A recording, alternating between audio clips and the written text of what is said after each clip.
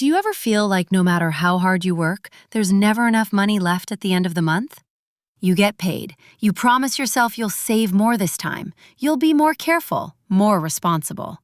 But somehow, a few weeks later, you're looking at your bank account and wondering, where did it all go? If you've ever felt that way, you're not alone. Because the truth is, most people don't have an income problem. They have a money management problem. And the good news? Money management is a skill, which means it can be learned.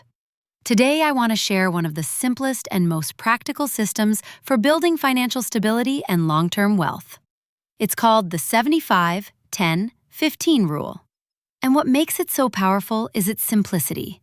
You don't need a high-paying job, you don't need to be a financial expert, and you don't need to wait until you're making more money.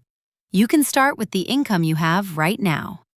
Imagine that $100 lands in your bank account. Most people immediately start thinking about what they can buy with it. Bills, subscriptions, food, shopping, entertainment. And whatever happens to be left over becomes savings, if anything is left over at all. But financially successful people think differently. Instead of asking, "What can I spend this money on?" they ask, "What job should this money do for me?"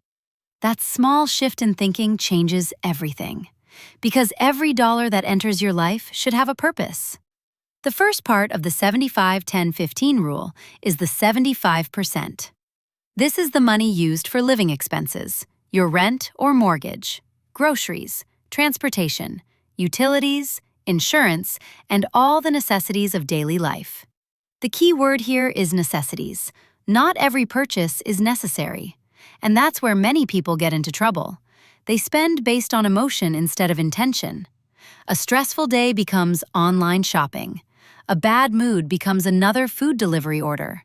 A boring weekend becomes unnecessary spending. And little by little, money disappears.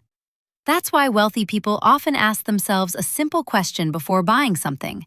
Do I want this, or do I truly need this?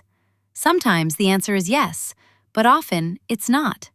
Remember, 75% is not the target, it's the maximum.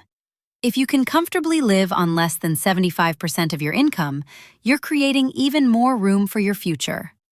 Now let's talk about the next 10%, your emergency fund. This isn't exciting. It won't impress anyone.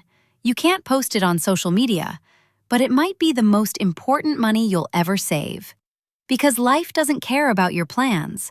Cars break down, phones stop working, unexpected bills appear, people lose jobs, emergencies happen.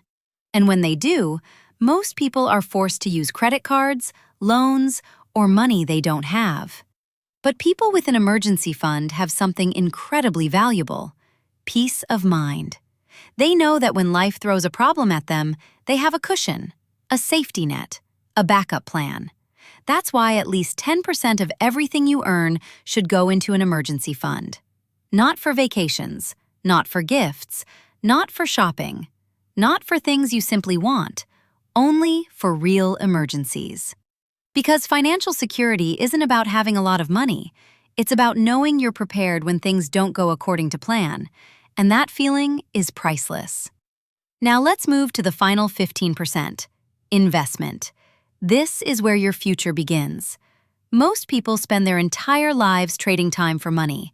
They work, they get paid, they spend, and then they repeat the cycle. But wealthy people understand something different. They understand that money can work, and once money starts working for you, everything changes. Think about it this way. You can only work a certain number of hours each day, but your investments don't need sleep. They don't need weekends. They don't need vacations. They continue growing in the background while you live your life. That's why at least 15% of your income should be invested for the future. Not because you'll become rich overnight. You won't. Real wealth takes time. But time is exactly what makes investing so powerful. The money you invest today has years to grow, years to compound, years to build a future version of your life that feels less stressful and more secure. One day, you'll look back and realize that the small amounts you invested consistently mattered far more than the big amounts you plan to invest someday. Because someday often never comes. Today is what matters. Remember this: financial freedom isn't built in a week, it's not built in a month, and it's definitely not built through luck. It's built through habits, through consistency, through making the same smart decisions over and over again, every paycheck, every month, every year. 75% for living, 10% for security, 15% for your future.